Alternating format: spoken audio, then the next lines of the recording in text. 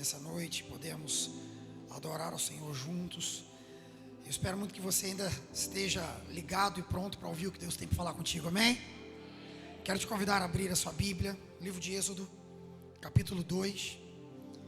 Êxodo é o segundo livro da Bíblia, Êxodo capítulo 2, a partir do versículo 1 a gente vai ler. Êxodo 2, a partir do versículo 1. Quem achou, diga sim. Êxodo 2, 1. Se não achar Êxodo, meu querido, cuida do corpo, que a alma o diabo já levou. Êxodo capítulo 2, versículo 1. Todos acharam, amém? A palavra do Senhor diz assim: ora, um homem da tribo de Levi se casou com uma mulher da mesma tribo, e ela engravidou e deu à luz a um filho. Vendo que ele era bonito, ela o escondeu por 3 meses. Quando não podia mais escondê-lo, pegou um cesto feito de papiro e o vedou com betume e com piche. Colocou nele o menino e deixou o cesto entre os juncos à margem do rio Nilo. A irmã do menino permaneceu à distância para ver o que lhe aconteceria. Então a filha de Faraó desceu ao rio Nilo para tomar banho. Enquanto isso, as suas servas andavam pela margem do rio. Então ela viu o cesto entre os juncos e mandou a sua criada apanhá-lo. Ao abri-lo, ela viu um bebê chorando. Ficou com pena dele e disse: este é um menino dos hebreus. Então a irmã do menino perguntou à filha do Faraó: a senhora quer que eu vá chamar alguém, uma mulher dos hebreus, para amamentar e criar o menino? Sim, disse a filha de Faraó, vai chamá-la. Respondeu. A moça então foi chamar a mãe do menino.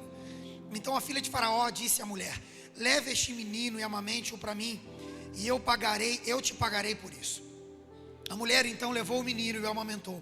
Tendo o menino crescido, ela o levou à filha do Faraó, que o adotou e lhe deu o nome de Moisés, dizendo: porque eu o tirei das águas. Você pode fechar os seus olhos, coloque a mão sobre o seu peito, quero orar contigo. Senhor, muito obrigado por essa noite, pela tua presença em nosso meio.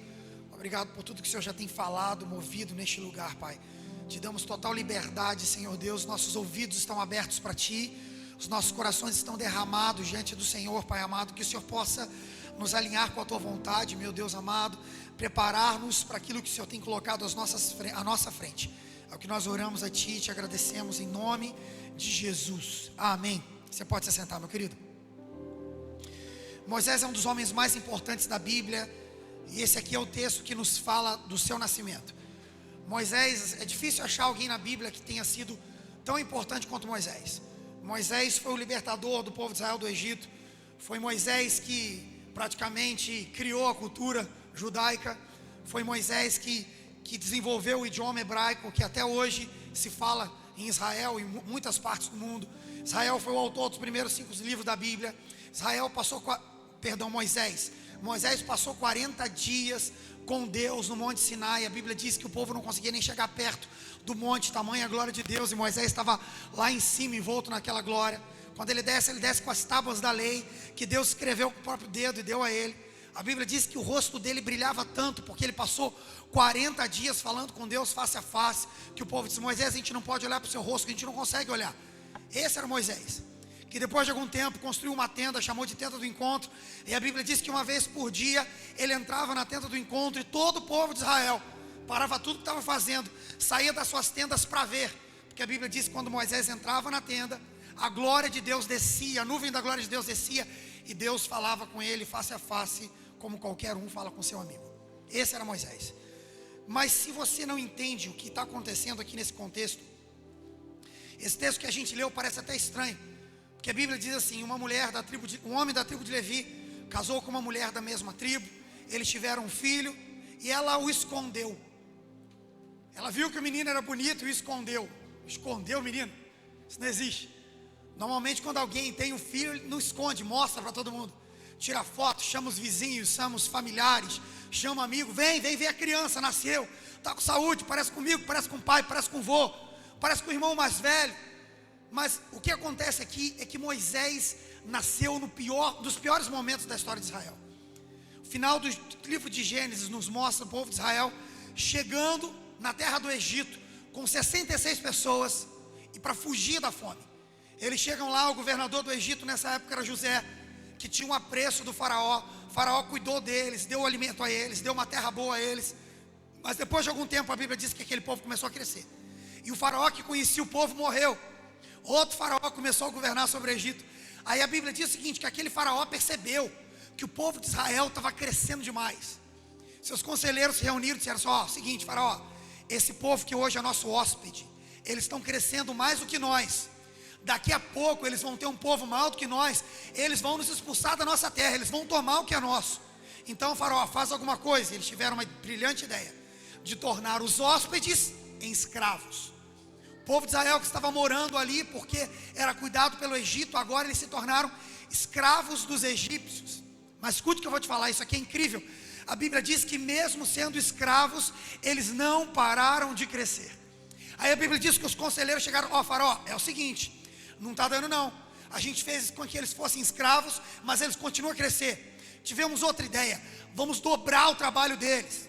A partir de agora eles não vão trabalhar como trabalhavam antes, eles vão ter que fazer o dobro do trabalho e a gente não vai dar lenha, não vai dar nada para eles.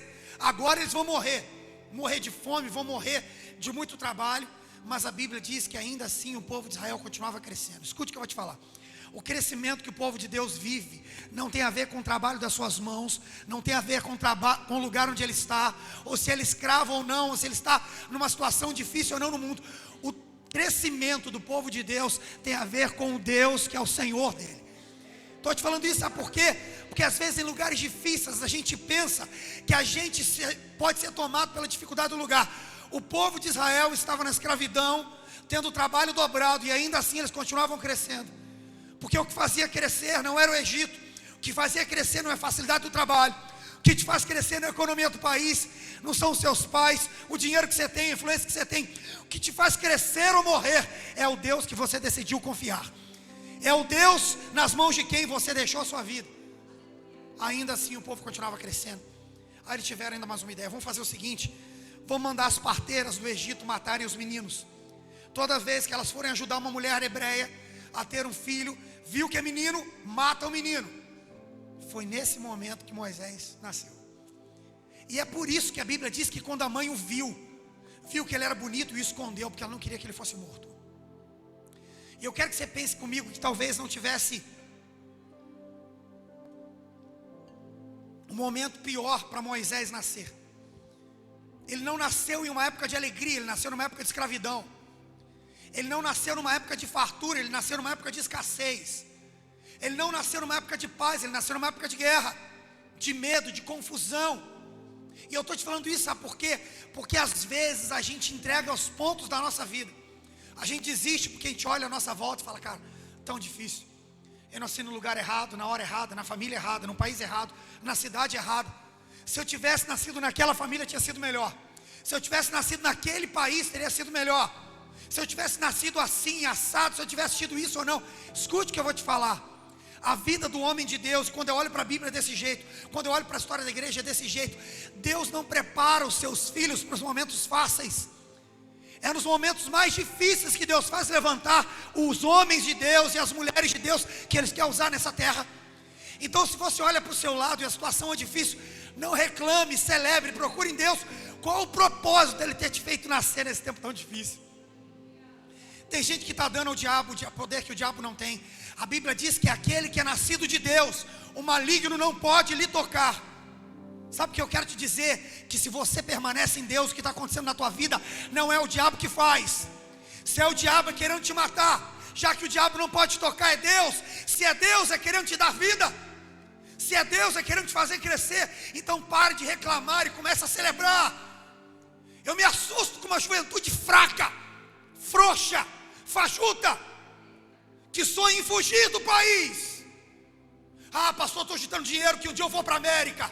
Estou juntando dinheiro que um dia eu vou para a Austrália. Escute só, eu não vou sair do lugar onde Deus me plantou, porque é aqui que Ele quer que eu esteja. Essa terra tem uma promessa, eu faço parte dela. Eu não sou daqueles que retrocedem e fogem, eu sou daqueles que avançam para o propósito que Deus nos deu. Não fuja se o tempo for difícil. Não murmure se as coisas à sua volta forem difíceis. Não se esconda quando os dias forem maus. Se apresente a Deus, porque é assim que acontece na vida do homem de Deus. É em tempos difíceis que Deus te prepara, te forja para viver coisas grandes. Quero que você perceba uma coisa que esse texto e a vida de Moisés nos mostra de maneira muito clara. A Bíblia fala de Davi. que foi preparado em tempos difíceis para governar em Israel. Que bom, passou num tempo difícil, mas um dia ele virou rei de Israel, pastor, que benção. A Bíblia fala de José, que foi forjado em tempos difíceis, mas um dia ele se tornou governador do Egito. Poxa, que benção, pastor, vale a pena então sofrer, se um dia Deus vai me colocar no trono. Mas eu quero te falar uma coisa, a Bíblia também fala de Moisés, que foi forjado em tempos difíceis, para governar onde, pastor? No deserto. Moisés não foi forjado para governar a Babilônia, para sentar num trono de marfim e de ouro, como o de Salomão. Moisés não foi forjado para um dia ter a coroa de Israel e sentar no trono, no palácio em Jerusalém, não. Moisés foi forjado para governar no deserto. Escute o que eu vou te dizer, se você permanecer na sua vida em Deus, até os desertos serão lugar de exercer governo, até os desertos serão lugar de prosperar, até o tempo mau será um tempo que você vai ver Deus usando a tua vida e te levando a lugares altos. Eu estou aqui para te dizer nessa noite, pare de olhar para as coisas e comece a olhar para Deus. A vida do homem de Deus é assim, ele está sempre sendo preparado para o próximo nível. E às vezes é por não entender isso que a gente vive reclamando, ao invés de viver celebrando. Vou pregar sobre isso amanhã na igreja, e está muito fresco na minha cabeça. Quando Deus levantou Moisés e Arão para irem falar com Faraó para libertar o povo, o que Deus manda Moisés e Arão fazer parece que é zoeira, cara. Deus fala assim, vai lá, Moisés e Arão vão lá e fala para o Faraó para libertar o meu povo, para eles celebrarem uma festa no deserto. Aí Moisés chega lá, bom Faraó, você que é o Moisés, que era o neto do outro que morreu. Sou eu mesmo. Então eu estou vindo aqui da parte de Deus, o Deus dos hebreus, o Deus dos escravos se manifestou a nós. Mas o que ele quer? Ele mandou você libertar o povo, para quê? Para celebrar uma festa no deserto. Festa no deserto, isso não existe, a não ser para um povo que sabe, que serve um Deus, que é Senhor e dono de todas as coisas, dos montes, dos vales, do deserto, do rio, da tempestade, da bonança. Mas quando eu não entendo isso, eu vivo a minha vida murmurando. E eu quero que você perceba o quanto é fácil passar a vida murmurando. E eu vou te falar da minha perspectiva, mas talvez seja parecida com a da maioria de vocês. Eu tinha uns 12 para 13 anos e que difícil é acordar cedo para ir para o colégio. Que raiva que eu tinha, porque meu pai não tinha dinheiro para me dar o que eu queria. Ele falou, meu filho, vai lá e arranja um estágio. Aí você estuda de manhã e trabalha de tarde, depois vai direto para a igreja. Ai, que vida terrível. O dia que eu acabar o terceiro ano, minha vida vai ser uma bênção. Aí eu passei sétimo, oitava, primeiro, na época não tinha nono, primeiro, segundo, murmurando, que triste, que desgraça, agora eu vou viver uma vida boa. Engano. Pior, que tristeza. Saí de casa, fui viver a 600 quilômetros distante de casa, para estudar e trabalhar. Que luta, porque agora eu não tinha mais o meu pai para pagar minhas contas, não tinha mais a minha mãe para cozinhar para mim, para lavar minha roupa. Eu fui estudar num lugar, e acredite se quiser, eu cheguei em janeiro, início de janeiro, e meu pai foi me visitar na Páscoa. E quando meu pai sentou na minha cama, a gente morava todos os alunos juntos, ele sentou na minha cama e falou, tá com cheiro ruim aqui. Eu falei, cheiro ruim, pai? Tá não. Ele falou, tá com cheiro ruim, deixa eu ver o que é. Aí ele pegou meu travesseiro e falou, olha o que cheiro que tá esse travesseiro. Eu falei, mas a gente se acostuma com o fedor, né? Eu falei, tá meio estranho mesmo. Aí ele levantou o edredom, e o lugar onde a gente estudava era muito frio, levantou o edredom, e aí que eu percebi, porque eu sempre ia dormir de tarde da noite, eu nunca vi aquele lençol durante o dia. Ele falou, meu Deus, olha a cor que está esse lençol. Eu falei, nossa pai, está sujo, né? Eu falei, está podre. Ele falou, desde quando você não troca isso aqui? Eu falei, tem que trocar. Aí ficou me olhando, como que você não trocou? Eu falei, eu não sabia, pai. Que imundo que você é, joga isso fora. Porque eu nunca troquei de lençol em casa, era minha mãe que trocava. Aí nesse momento ele falou, cadê a tua toalha? Minha toalha estava dura. Ele falou, de toalha você trocou quantas vezes? Eu falei, 2. Aí eu achava que a vida ia ficar fácil, vai ficando mais difícil. Eu falei, não, mas quando acabar esse tempo de estudo e de trabalho, aí eu vou casar, aí minha vida vai ser uma bênção. Eu conto, você conta? Não, mas tá difícil, porque na época eu era aspirante, eu não era pastor ainda. Não, o dia que eu for consagrado pastor, eu vou pastor na igreja, aí vai ser uma bênção. Preciso te contar. Sabe o que eu estou te falando? Se você não celebrar por aquilo que você já viveu e não entender o processo pelo qual você está passando, que tem a ver com o lugar para onde Deus quer te levar, você nunca vai se alegrar, você vai estar sempre murmurando. Você vai estar sempre olhando para aquilo que você não tem ainda. Você vai estar sempre chorando por aquilo que você não recebeu ainda. Pior, vai vir um espírito de orfandade sobre você e falar: eu não tenho isso, ele já tem. Por que ele tem e eu não tenho? Eu não conquistei isso e ela já conquistou. Por que ela conquistou? Ainda não entendo uma coisa. O lugar que você está hoje talvez esteja um pouco mais difícil do que você gostaria que fosse, mas a palavra do Senhor nos diz isso. 1 Coríntios capítulo 10, versículo 31, diz assim: Deus não nos permite passar por provações maior do que nós possamos suportar. Pelo contrário, toda vez que Ele permite a provação, Ele dá junto dela o escape. Se está difícil, fica tranquilo, você aguenta. E a hora que você não aguentar mais, Deus te dá o escape para você passar pela provação e sair vitorioso do outro lado. Pare de reclamar e comece a celebrar. Na vida de Moisés a gente percebe que Deus não despreza nada. Não despreza dor, não despreza abandono, não despreza traição, medo, angústia, dias maus. Talvez você esteja tentando esquecer as coisas pelas quais você já passou. Não, Deus não quer que você esqueça. Deus quer que você se aproxime dEle, porque quando você chega perto dEle, Ele te mostra que até os lugares que eram para você ter morrido, Ele usou para te estabelecer como homem, uma mulher de Deus. Ele usa para te impulsionar.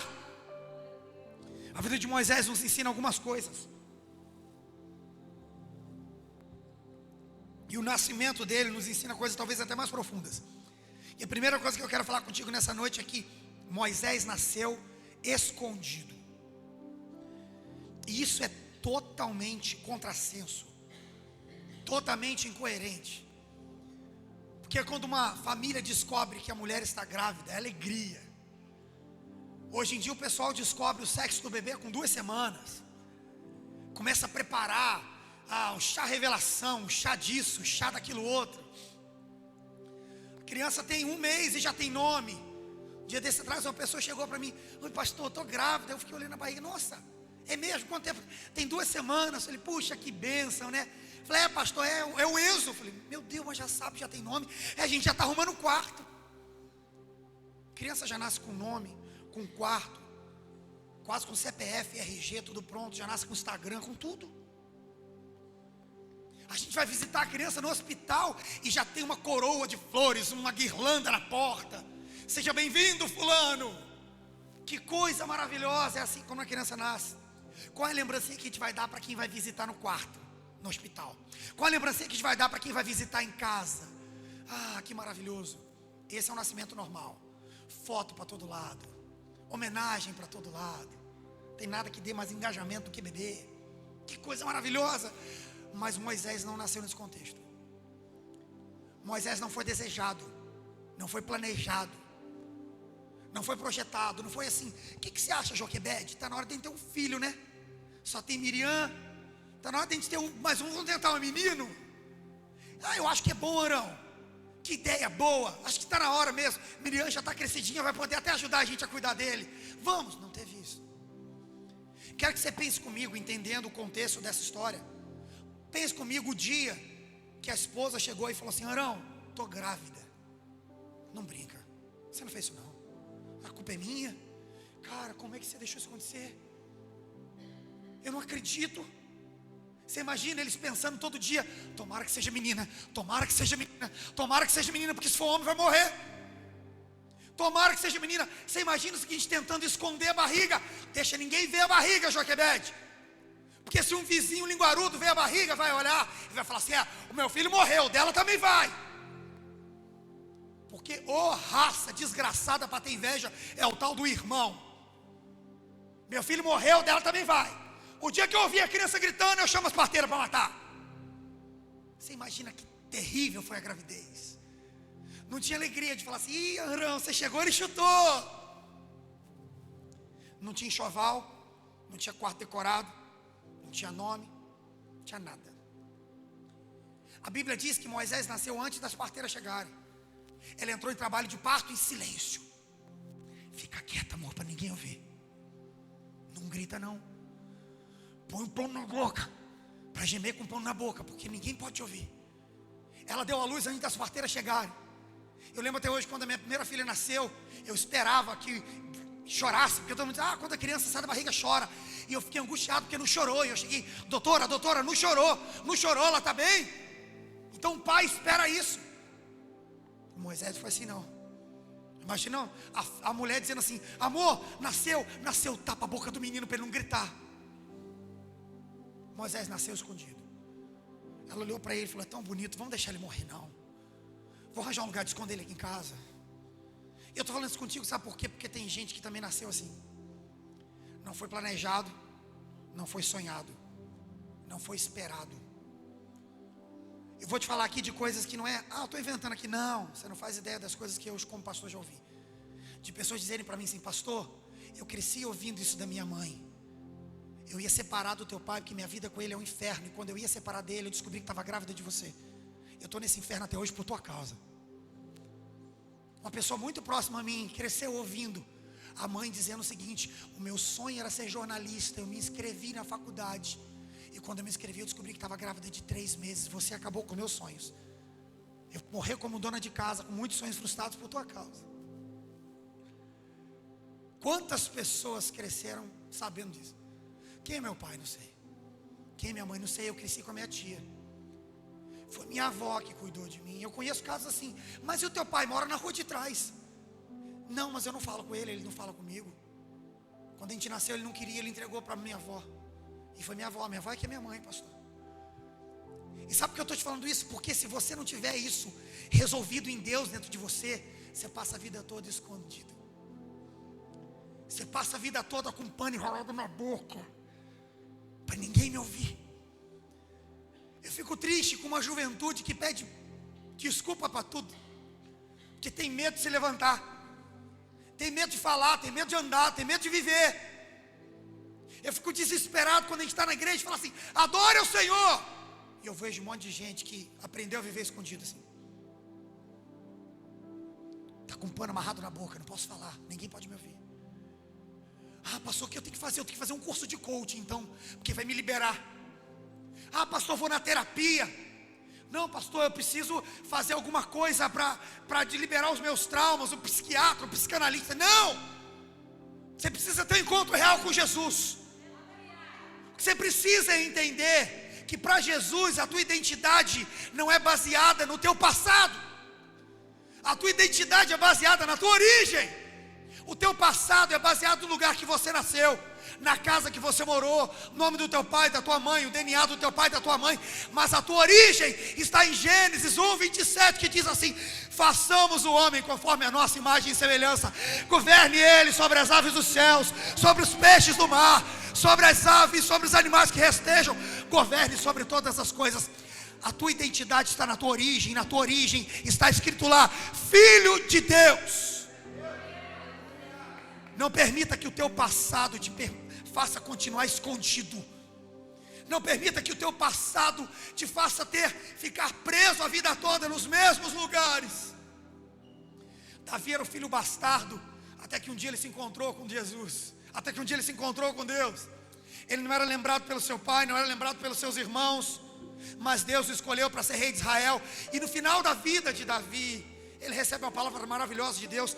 Deus fala com ele assim: Davi, ninguém te via, mas eu te vi atrás das malhadas, eu te vi no meio do mato, eu te vi no campo, atrás das ovelhas, e eu te tirei de lá e te fiz assentar entre os príncipes dessa terra.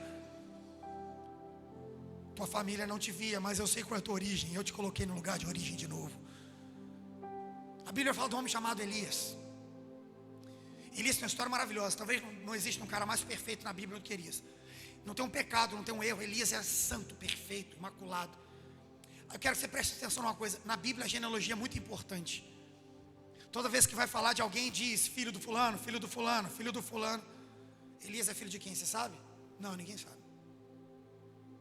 Nem o pai, nem a mãe não sabe. Não sabe. Elias é de qual tribo de Israel? Sabe? Ninguém sabe. Pastor, de onde esse cara veio? A Bíblia diz Elias o Tesbita. Procura Tisbe, que é o nome da tribo, nome do lugar que nasceu. Não vai achar.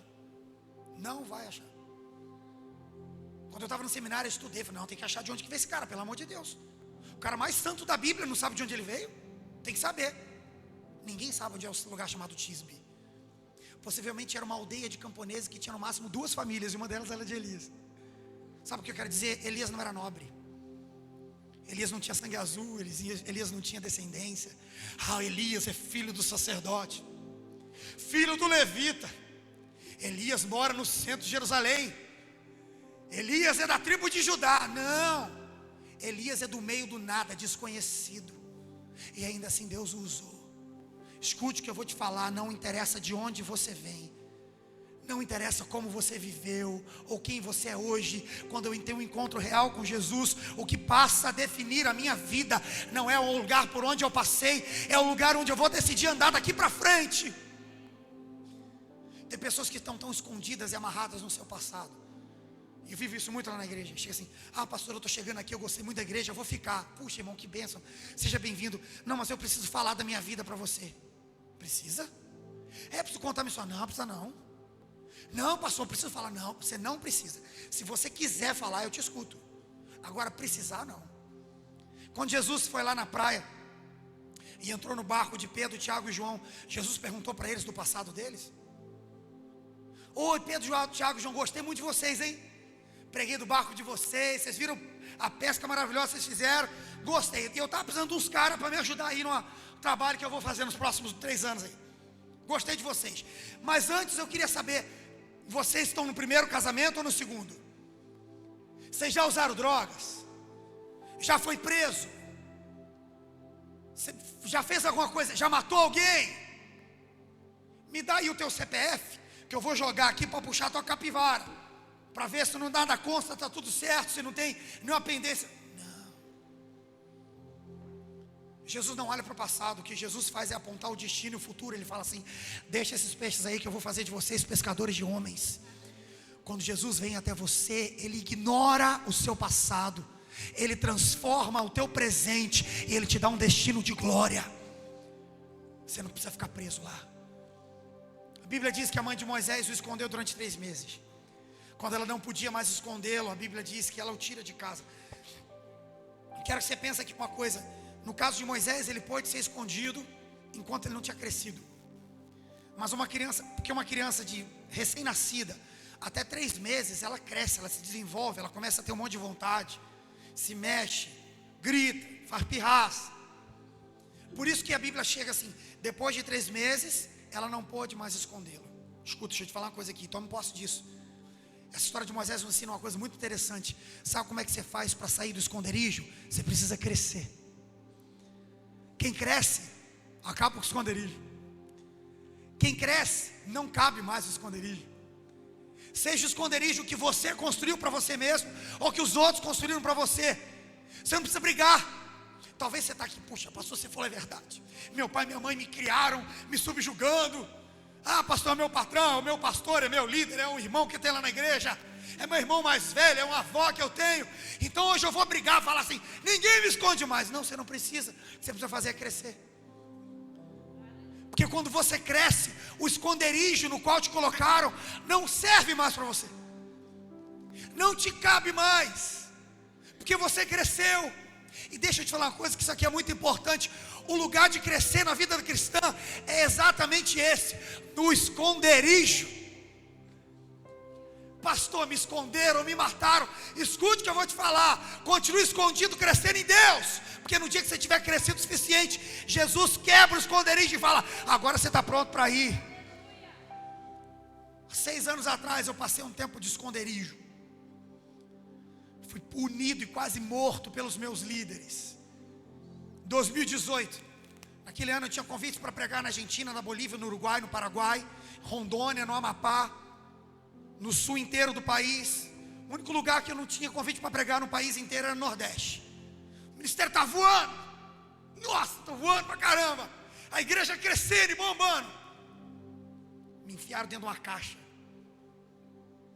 Vedaram por todos. Você fica aqui, agora você vai morrer. Me proibiram de fazer tudo que você puder imaginar. Me tiraram tudo. Eu fiquei durante 1 ano fazendo o que, pastor? Nada, indo no culto. Pastor, se cometeu algum pecado? Não. Porque pastor, você adulterou? Não. Graças a Deus não foi esse o meu pecado. Meu pecado foi exatamente isso, que estava voando e não queriam que isso acontecesse. Inicialmente, cara, eu falei, eu vou morrer aqui. Eu lembro até hoje. Chegaram e falaram, o seguinte, ó, a partir de agora você não vai ser mais o pastor da igreja. O pastor da igreja vai ser o fulano, ele está indo aí. Eu falei, tá bom. Falei, o que eu faço? Não, você também, como você não é mais o pastor, então você não prega mais, você não apresenta mais crianças, você não faz mais batismo, você não ministra ceia, você não faz mais nada. Aí a pessoa que me falou assim, você faz alguma coisa na igreja? Eu falei, eu toco o teclado, eu ministro louvor. Não pode também mais não. Falei, outra coisa, a gente não cortar o seu salário totalmente, a gente vai cortar 75% e nos próximos meses você vai ter só 25%. Eu falei, tá bom. Foi quase um ano assim. Cara, eu achei que eu estava morrendo. Nesse dia, cara, eu chorei, eu não queria voltar para casa. Eu falei, o que eu vou falar com a minha esposa? Minha esposa estava grávida da nossa terceira filha. Eu falei, cara, o que eu vou falar, o que eu vou fazer? Parecia que eu estava morrendo dentro da caixa. Mas graças a Deus, naquele foi um tempo que Deus me escondeu. Ninguém ouviu uma pregação, ninguém ouviu um conselho, ninguém me viu fazendo mais nada. Os lugares que eu falei que eu tinha convites para pregar, esses meus líderes ligaram, ó, pastor Lucas não é mais pastor, então ele não pode mais pregar aí, tá bom? Não é mais pastor, tá bom. No tempo que eu achei que eu estava morrendo, a impressão que eu tenho é que Deus estava me fazendo renascer de novo. Estou te falando isso porque às vezes a gente briga com aqueles que parecem estar nos fazendo sofrer. Escute o que eu vou te falar. Aquele que é nascido de Deus, o maligno não pode lhe tocar. Se Deus está permitindo que alguém toque em você, é Ele que está fazendo, Ele está cuidando de você. A igreja que eu pastorei hoje, a nossa igreja, é uma igreja que cresceu muito rápido. E de vez em quando alguém fala comigo assim, e aí pastor, como que veio a ideia da igreja? Eu falei, ideia? Quem tem ideia não faz igreja não. Quem tem ideia, abre empresa, filho. Vai para o comércio. Igreja só dá problema. Não foi ideia não. Fala assim, mas então, onde foi que nasceu? Eu falei, quando eu estava morto. Porque foi dentro do esconderijo que Deus fez nascer coisas grandes dentro de mim. Então se você está dentro do esconderijo hoje, fala, Deus, eu não vou fugir daqui, eu vou ficar aqui até que eu comece a crescer no Senhor, e que eu entenda o propósito pelo qual o Senhor está aqui, pelo qual o Senhor me colocou aqui, até que eu entenda o propósito que o Senhor está me fazendo crescer, e para onde o Senhor quer me levar. Mas não brigue com ninguém, cresça em Deus. Depois de 3 meses escondido, isso aqui é incrível. Sabe quem foi que viu Moisés? A filha do faraó. E é muito absurdo isso. Já deve ter ouvido um monte de pregador falando isso. Besteira, está na sua Bíblia, você vai ler depois. Moisés foi colocado nas águas do rio Nilo, e as águas levaram Moisés. Não, dele. Moisés foi colocado na beira do rio, entre os juncos, no brejo. O rio Nilo era um rio muito grande, que na época da cheia, na época das monções, assim que eles chamavam, ele alagava, e ele chegava até 2 quilômetros de alagamento em volta. Então pense comigo, a região, a beira do rio Nilo era uma coisa meio pantanosa, meio brejo. Junco são aqueles matos altos que nascem na beirada do rio, sabe? No Brasil tem um mato típico de rio, que o nome do mato é taboa, que parece muito com juncos que haviam no Egito naquela época. Foi nesse lugar que a mãe colocou o filho. Não colocou ele no meio do rio, vai lá, fica aqui no meio do rio, vai Miriam olhando do lado para ver para onde as águas vão levar. Não, põe ele no brejo e fica olhando, Miriam, para ver o que vai acontecer com teu irmão. Ele estava no pior lugar, escute só, ele saiu da casa do escravo escondido, e agora colocaram o menino no brejo. E a Bíblia diz que no mesmo momento que ele foi colocado ali, a filha de Faraó desceu as águas do rio Nilo para tomar banho. Beleza, até aí normal. Com certeza o palácio ficava às margens do rio. Ela desceu para tomar banho. O que não é normal é o seguinte: é a filha do faraó olhar para o meio do mato. Pobre que anda olhando para o chão, cara. Rico não. Pobre que anda olhando para onde pisa. Rico não. Sabe por que aquela menina olhou para o meio do mato? Por que ela viu Moisés? Porque chegou a hora que Deus estava tirando Moisés do esconderijo. Deus falou, agora Moisés, quem não tinha que te olhar, vai te olhar. O lugar que era para te matar, vão te ver e vai gerar vida. Agora o brejo vai se tornar um lugar de destaque. Era como se no brejo Deus tivesse feito um letreiro neon. Olha aqui, olha aqui. Escute o que eu vou te falar. Se você permanecer em Deus, Deus vai fazer com que os olhos certos se voltem para você. Deus vai fazer com que as pessoas certas te vejam. A gente vive em dias em que a gente briga para ser visto. Se você está em Deus, você não precisa disso. Se você está em Deus, você não precisa brigar para o patrão te ver, para o encarregado te ver, para que alguém que tem influência, não, eu vou lá para ele me ver, não. Está uma moda besta aí no Brasil de pagar jantares de 15, 20, 30 mil reais. Por quê, pastor? Não, porque o fulano de tal vai estar lá, e ele passa em todas as mesas, fica 2 minutos em cada mesa, e a gente tira uma foto com ele. 20 mil reais, para quê? Para ser visto. Escute, eu tenho um Deus, que o salmista Davi nos diz isso: se um dia eu colocar a minha cama no mais alto dos céus, o Senhor está ali comigo. Se um dia eu me esconder no mais profundo abismo, ainda assim Ele estará ali comigo. Os olhos do Senhor te veem em todo lugar, e é isso que importa de verdade. Se os outros não te veem, o teu Deus está te vendo.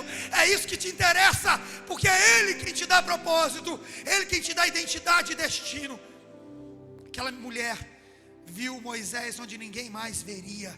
Se você estiver em Deus, se prepare para que os olhos dos grandes se voltem para você.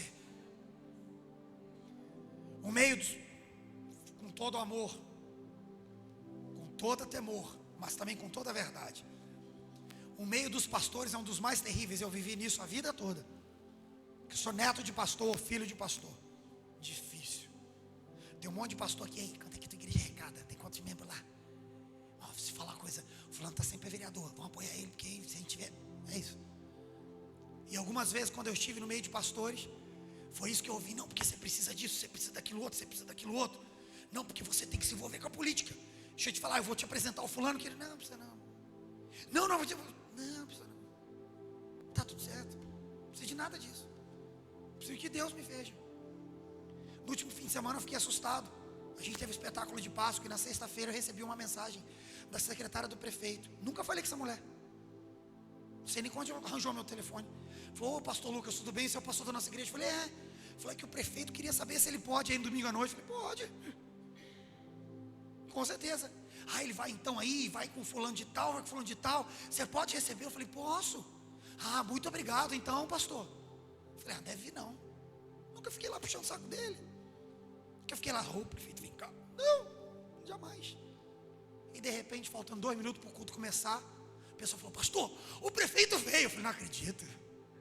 Antes do culto começar ainda. Foi. Sabe o que acontece no final do culto? Eu falei com ele assim: prefeito, por que o senhor veio? Eu não chamei o senhor. Eu falei: por que o senhor veio? Eu falei: é, pastor Lucas, porque eu tenho ouvido falar. Escuta o que eu vou te falar. Você não precisa brigar para que ninguém te conheça. Se o teu Deus te conhecer intimamente, Ele fará com que as pessoas certas te conheçam na hora certa. Você não precisa pagar para sentar em mesa nenhuma, para tirar foto de ninguém. Você não precisa humilhar, mendigar a atenção de ninguém. Os olhos do Senhor te veem, e Ele fará com que os olhos dos grandes dessa terra olhem para você, sem você ter que mover uma palha. Se os olhos dele estiverem te vendo, é o que basta. Segunda coisa que esse texto me mostra, que o que aconteceu com Moisés, que também acontece com a gente, é que Moisés começou em lugares simples, difíceis. Pensa aqui comigo, a vida dele parece que vai piorando. O homem que nasceu para ser o libertador do povo de Israel, nasceu onde? Numa casa de escravos. Ah, pastor, mas aí Deus tirou ele e colocou ele no palácio. Não, Deus tirou ele e colocou ele no brejo. Pelo amor de Deus. Quando ele cresceu e não cabia mais os esconderijos da sua casa, seria muito bonito se dissesse. Aí o anjo chegou e falou assim: Joquebede, Arão, tem um flat na beirada do rio Nilo pronto para vocês levarem Moisés. Tem um drone da SpaceX que vai levá-lo para um lugar maravilhoso. Não. Faz um berço de papiro. Hoje em dia as crianças são colocadas naquele cesto que a gente chama de Moisés, né? Um dia desse atrás eu fui na casa que tinha um Moisés que fazia de ouro, de couro dourado. Falei: meu Deus, que coisa linda. O berço que Moisés foi colocado, não era assim, era de papiro. O papiro é o junco seco que eles cortavam bem fininho para fazer de folhas. O papiro era sulfite da época. A coisa mais parecida que a gente tem hoje com o papiro da época é a palha de milho seca. Então, se a gente fosse colocar isso aqui abrasileirado, Moisés foi colocado num cesto de palha de milho seca. Por isso que ela colocou betume, e não é nada chique, betume é barro, um barro mais denso. Ela passou barro e depois por cima do barro ele passou piche. picha esse negócio preto que coloca no asfalto. Por quê? Porque o papiro, ou a palha de milho, não consegue vedar de água. Se botasse na beira do brejo, o menino ia afundar, morrer afogado no brejo. Foi nesse lugar que ele foi colocado. Escute o que eu vou te falar. Em alguns momentos Deus vai permitir que nós estejamos em lugares de vulnerabilidade, que a gente perceba que a glória não é do lugar, é do Deus que está com a gente no lugar. Em alguns momentos a gente vai querer estar no berço de ouro, e Deus vai falar assim: vai para a palha de milho. Mas e aí, Senhor? O importante não é onde você está, é com quem você está. Quando Abraão é chamado por Deus para sair da sua terra, da sua parentela, Deus falou que estava levando ele para uma terra prometida, que mana leite e mel. Abraão entrou lá. Puxa, pastor, então a vida desse homem deve ter sido um trauma, né? Deve ter vivido amargurado. No dia que morreu, deve ter morrido triste. Oh Deus, o Senhor me falou que ia me colocar na terra que manda leite e mel. Eu morri no deserto. Não. A maior glória da vida de Abraão não foi pisar na terra prometida, foi andar com Deus. A maior glória na vida do homem e da mulher de Deus não é conquistar nada nessa terra, é andar com Deus que está com ele nessa terra. Então não se apegue ao lugar, se apegue a Deus. Quando Deus tira o povo de Israel do Egito, Deus fala: Moisés, a partir de agora, vocês não olham mais para a terra, vocês olham para mim. O caminho pelo qual eu vou fazer vocês passar, vocês nunca andaram por ele. Então, Moisés, esqueça suas experiências. A partir de agora você vai olhar durante o dia, vai ter uma nuvem de glória. Durante a noite essa nuvem vai se transformar numa coluna de fogo. É isso que vai ser teu GPS. Não olha para o lugar, olha para mim. Onde eu estiver é o melhor lugar, independente do que esteja acontecendo. Se eu estou no lugar, a terra é boa. Se eu não estou, terra boa nenhuma vai ser boa o suficiente para te abençoar. Sabe o que é incrível? Depois de sair do brejo, ele foi morar no Egito, no palácio do Egito. E ele passou 40 anos morando no palácio do Egito. Aí você pensa: agora sim, aí valeu a pena, né? Casa de escravo, fadado à morte, brejo, mas agora neto do faraó, neto adotivo. Esse menino voou. Não, escute o que eu vou te falar. Deus também o tirou do palácio do Egito, porque o lugar onde Deus queria que ele cumprisse um propósito, o chamado, era no deserto. Não se apegue aos lugares. Sabe o que é muito triste na igreja de hoje? A gente tem que pedir pelo amor de Deus para alguém servir cuidando dos carros. Tem que falar: rogo-vos solenemente, em nome de Cristo, que alguém, por favor, nos ajude a limpar os banheiros. Em nome de Jesus, pelo amor de Deus, se alguém puder ajudar a gente a organizar as cadeiras, a limpar o salão. A gente tem que pedir pelo amor de Deus. Agora, para entrar no ministério de louvor, tem que colocar trava. Pastor, aqui é muita gente chamada para o louvor. Não, aqui é muita gente chamada para se mostrar. Aqui é muita gente que é palco.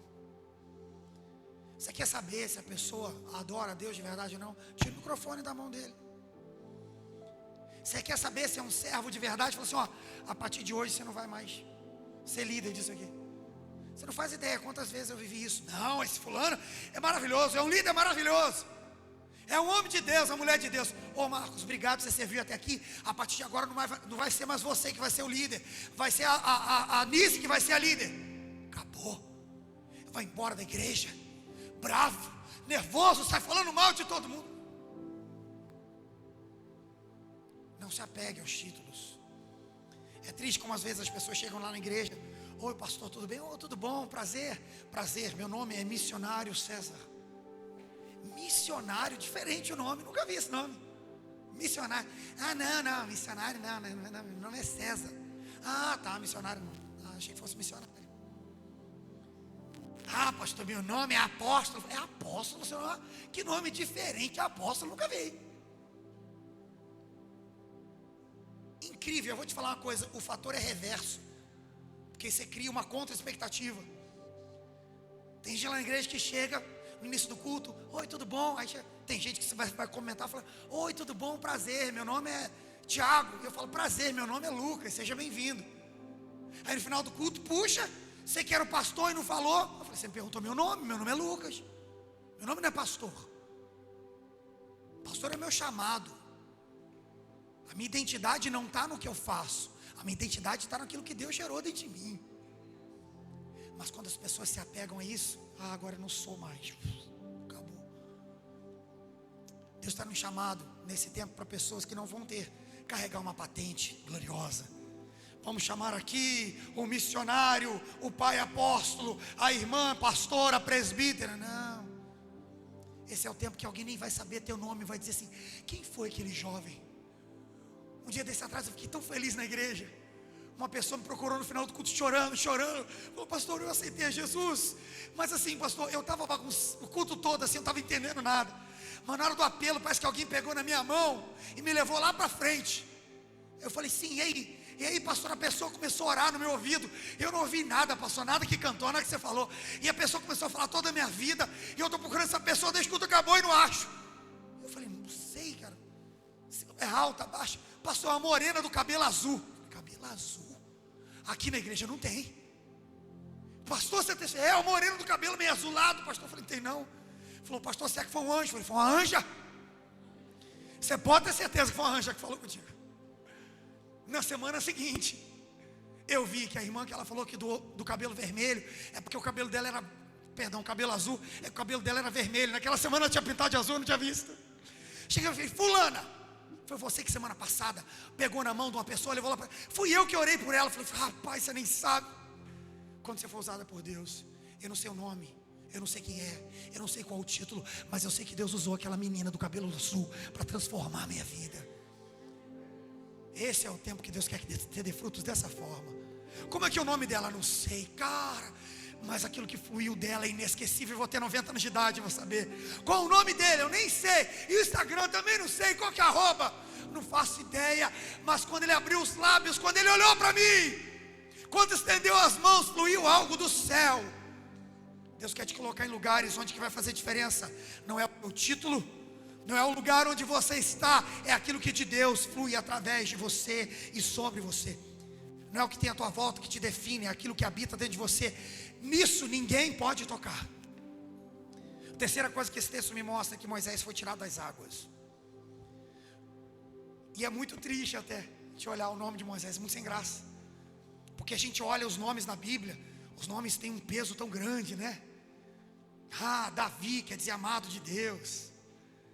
Aí você vai ver Josué, quer dizer o Senhor é salvação. Cara, que nome forte. Amigo de Deus, cara, que top, esses nomes bonitos pra caramba. E Moisés, como que é? Salvo da água, resgatado das águas. A Bíblia diz que a mãe dele, que era Joquebede, criou ele. Isso que é muito louco, cara. Ela deu o filho voltou para ela. Ela criou ele pelo menos durante 3 anos. E foi paga pela filha do faraó para isso. Aí a Bíblia diz que ela leva lá o menino e fala: está aqui, desmamei. A filha do faraó pega ele e fala assim: o nome dele vai ser Moisés, porque eu o tirei das águas. Não, sem graça. Xoxo. Um homem que tinha um futuro tão glorioso, podia ter um nome mais forte. Jeová é o Senhor. Não, tirado das águas. E sabe que isso me faz pensar é que todos nós em algum momento tivemos o nome de Moisés. Porque o que Deus fez com Moisés não foi só tirá-lo das águas, foi tirá-lo da morte. Todos nós fomos tirados da água em algum momento. É que às vezes o tempo passa e a gente esquece de celebrar a Deus por isso. Pense agora, quantos momentos você estava em lugares que você deveria ter morrido e você não foi morto. Você podia ter perdido algo precioso e não perdeu. Deus te tirou das águas. Eu cresci num lugar que a minha casa era a primeira casa do morro. Eu cresci na região serrana do Rio de Janeiro. Tinha uma biqueira na frente da minha casa. Todos os meus amigos que jogavam bola comigo, que brincavam comigo, que a gente ficava na rua o dia todo, da minha infância, da minha primeira infância, todos eles morreram no tráfico. O que morreu mais velho tinha 19 anos, ele morreu com um tiro na nuca. O primo dele deu um tiro na nuca dele. Eu cresci com aqueles meninos. Até os 9, 10 anos de idade eu morava junto, do lado deles. A gente jogava bola junto, a gente fazia tudo junto. Deus me tirou das águas. Sabe por que é muito forte quando ela fala isso sem saber? Mas quando ela fala: Deus, eu resgatei das águas, eu salvei das águas. Sabe por quê? Eu te disse que os primogênitos hebreus eram mortos, mas eu não te disse como. Havia um rio no meio do Egito, o rio Nilo. O rio Nilo era a coisa mais importante que havia para a agricultura, para a agropecuária, para os animais, para tudo. O rio Nilo era um rio muito grande, muito grande. Eu falei que na época da cheia ele chegava a alagar quase 2 quilômetros. Era isso que mantinha a agricultura do lugar, era isso que mantinha o alimento no Egito. Por isso o Egito era uma terra tão próspera, por causa do rio Nilo. Era um rio que não secava nunca, tá? Até hoje lá o rio Nilo, grande e caudaloso, até hoje.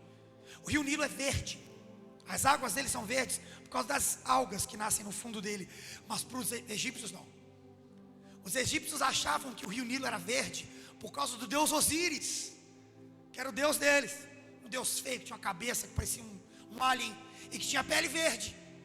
E que segundo eles, Osíris nasceu nas águas do Nilo, por isso que ele era verde. Então o rio Nilo era um lugar de adoração pagã. Tudo que tinha no rio Nilo estava ligado ao deus Osíris. Tudo que nascia do rio Nilo não podia ser morto.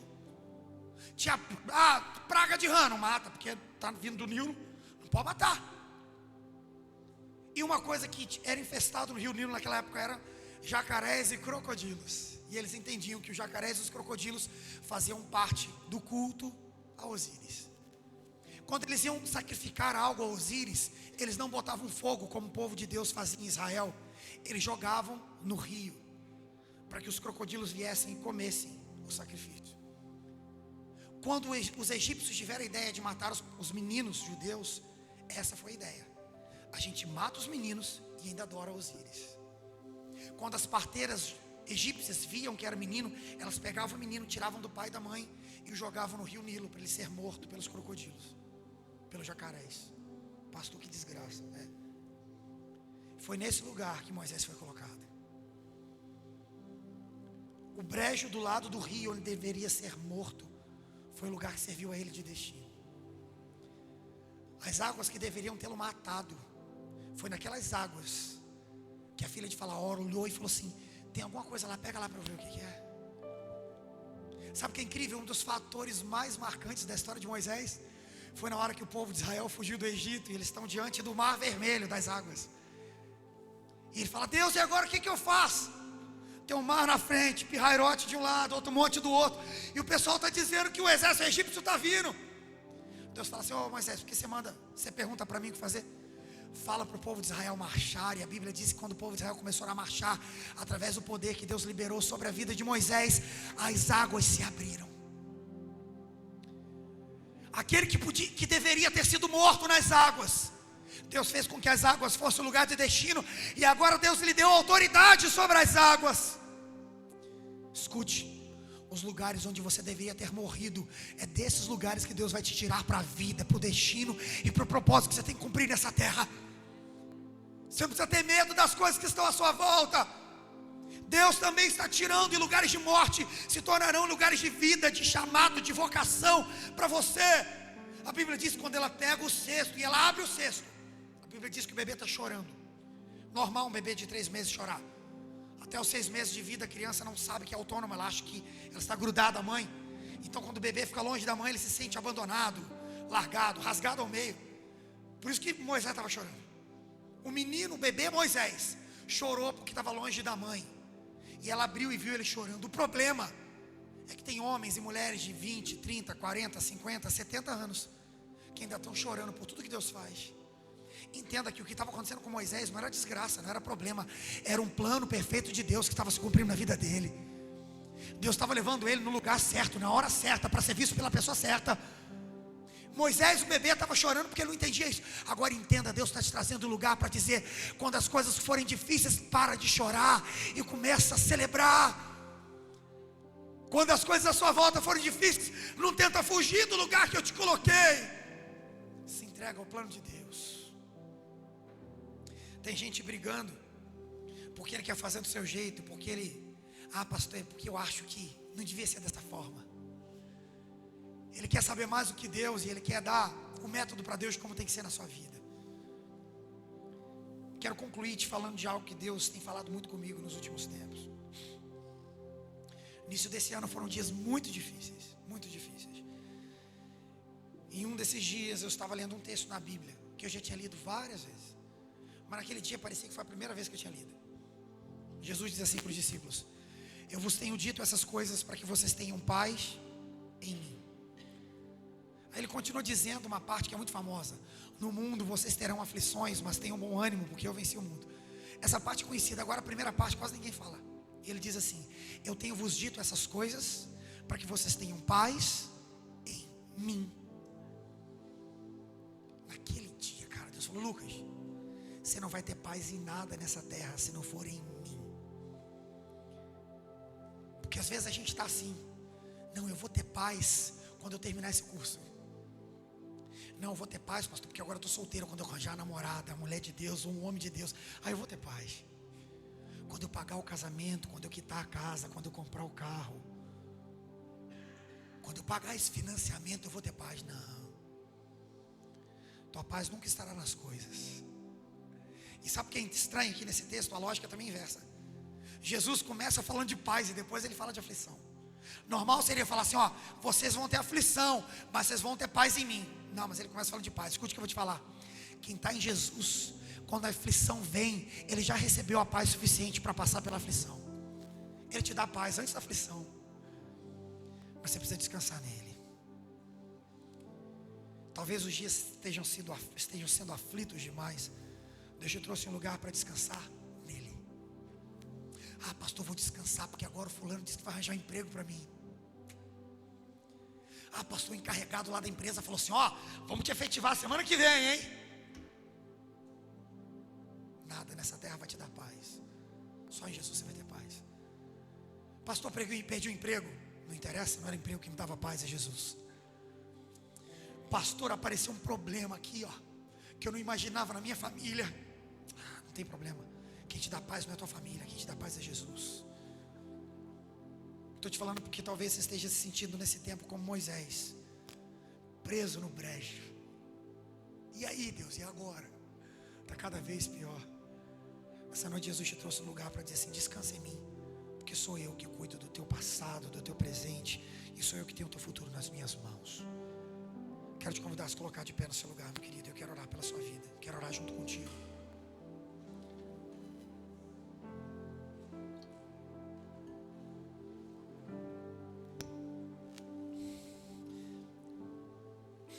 Deixe Deus conduzir aquilo que você não pode conduzir.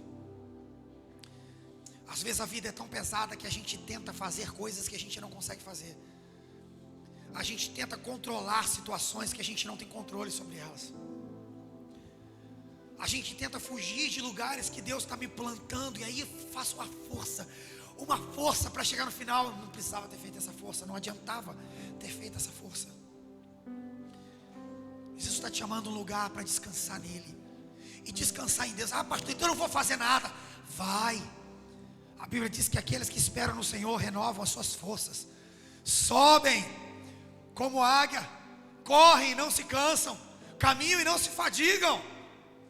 O que Deus está dizendo para vocês: o caminho não vai parar, mas se você descansar em mim, você não vai mais ficar cansado com as coisas dessa vida. Você não vai mais ficar mais perturbado, afligido, desesperado pelas coisas que estão à sua volta. Jesus quer te trazer num lugar, quem sabe, para você falar assim: Jesus, cansei, agora eu quero só descansar no Senhor. Jesus, eu estou no esconderijo já tem tanto tempo. Escute, talvez Deus tenha permitido que você ficasse no esconderijo por um tempo, mas nunca por todo o tempo, porque Deus não te criou para estar no esconderijo. Início do Evangelho de Lucas nos diz que João Batista crescia nos desertos, até que chegou o dia de se apresentar em Jerusalém. Ele estava escondido no deserto, mas um dia Deus falou: agora você está pronto, João Batista, agora eu vou trazer a galera de Jerusalém para aqui, para o deserto, porque eles vão ver que homem você se tornou nos teus esconderijos. Quero convidar você, nós vamos adorar a Deus com o cântico. Eu quero convidar você que está aqui, que quer se lançar nas mãos de Deus como Moisés. Você diz: Senhor, eu percebi que o Senhor me tirou das águas. Eu percebi que lugares de morte, Senhor Deus, não tiveram poder de me matar, e eu quero me levantar, eu quero ver todo o propósito do Senhor para a minha vida. Eu quero te convidar a sair do lugar do esconderijo nessa noite, vir aqui à frente e falar: Senhor, eu estou aqui, ó, diante do Senhor, porque eu sei que o diabo não pode me tocar. Então se está doendo, é o Senhor que está tocando. A Bíblia diz que o Deus que nós servimos é um Deus que faz a ferida, e Ele é o Deus que cura a ferida. Ele me rasgou, fica tranquilo, meu querido. Talvez Ele esteja te operando, tirando algo que estava errado dentro de você, ou colocando algo que está faltando dentro de você. Mas o Deus que te abre também é o Deus que derrama o bálsamo e que liga a sua ferida. Essa é uma noite para isso. O Senhor está te levantando para não ficar mais preso. O Senhor está te levantando para não questionar mais, para se entregar e para começar a celebrar no deserto. O deserto vai se tornar lugar de governo, de multiplicação, de abundância. Vai se tornar lugar de Deus para a tua vida. Nós vamos adorar a Deus. E se você desejar dar esse passo em direção ao Senhor, sai do seu lugar e vira aqui à frente, eu quero orar contigo.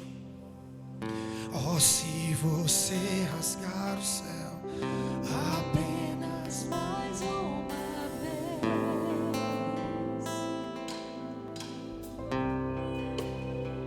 oh Senhor Jesus, oh, se você descer e fizer teus grandes feitos de novo. oh, é a Ti que nós desejamos, Pai. É por Ti que ansiamos, Deus. Como nos tempos passados, Mostra teu braço forte, ó grande Deus. Mostra a esta geração Deus nos diz e ensina. Nós clamamos isso a Ti, Senhor Deus. Vem sobre nós, vem mais uma vez.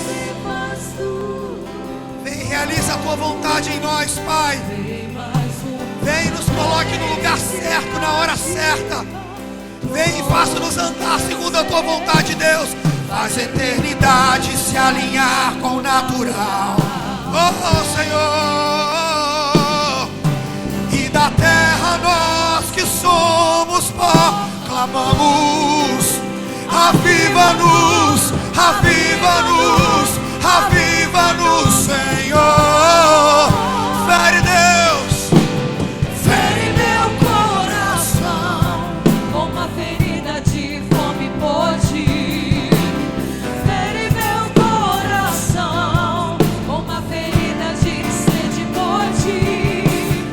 Ensina-me até que o Senhor venha.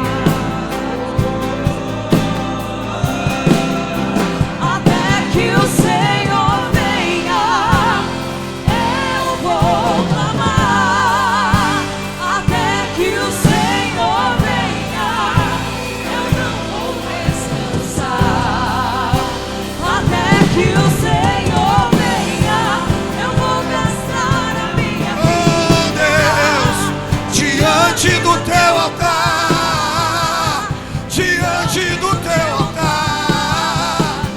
Até que o Senhor venha, eu vou clamar. Até que o Senhor venha, eu não vou descansar. Até que o Senhor venha, eu vou gastar a minha vida diante do Teu altar, diante do Teu altar. Fere meu coração com uma ferida de fome Oh por Ti. Deus, Fere meu coração com uma ferida de sede por Ti. ensina-me a clamar e a suplicar até que o Senhor venha. Diga isso de novo. Fere meu coração. Fere meu coração com uma ferida de fome por Ti. Fere meu coração com uma ferida de sede por Ti. Ensina-me a clamar e a suplicar até que o Senhor venha.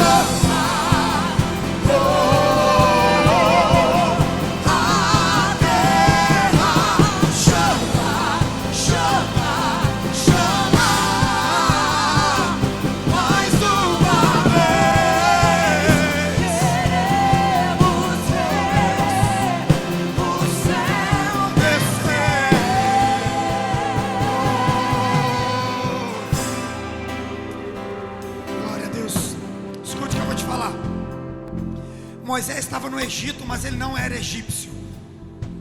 Era um infiltrado do povo de Deus no meio do Egito. E eu quero que você pense o quanto isso é incrível, porque ele cresceu no Egito, mas a cultura dele era judia. A tradição dele era judia. Ele cresceu no Egito, mas ele nunca adorou Osíris, porque o Deus dele era o Deus de Israel. Era o Jeová, o Yahvé, era o Deus de Israel. Sabe o que eu quero te dizer? O lugar onde Deus está te colocando não é a tua terra. A tua terra é o céu. Entenda isso. Pastor, estou lá no salão de cabeleireiro. Você não é cabeleireiro. Você não é barbeiro. Não, você é um filho, uma filha amada de Deus. Pastor, eu trabalho na prefeitura. O que eu sou? Eu sou concursado, comissionado. Não, você é um infiltrado do povo de Deus nessa terra. Moisés estava ali porque um dia ele se levantaria para se levantar contra aquele povo e clamar a todos eles que existia um Deus maior. Deus está levantando homens e mulheres, jovens, meninos e meninas nesse tempo, que serão como Moisés, infiltrado em terra estranha. Eu estou na cultura do Egito, mas eu sou um homem de Deus. Eu estou na cultura do Egito, mas eu adoro somente a um Deus. Se prepare para isso, para que os lugares à sua volta comecem a se tornar diferentes. Não porque o ambiente mudou, mas porque Deus mandou alguém que foi tirado das águas e agora está lá naquele lugar. É para isso que Deus tem te levantado nesse tempo. Em nome de Jesus, erga a sua mão, aplaude e glorifique ao Senhor, meu querido.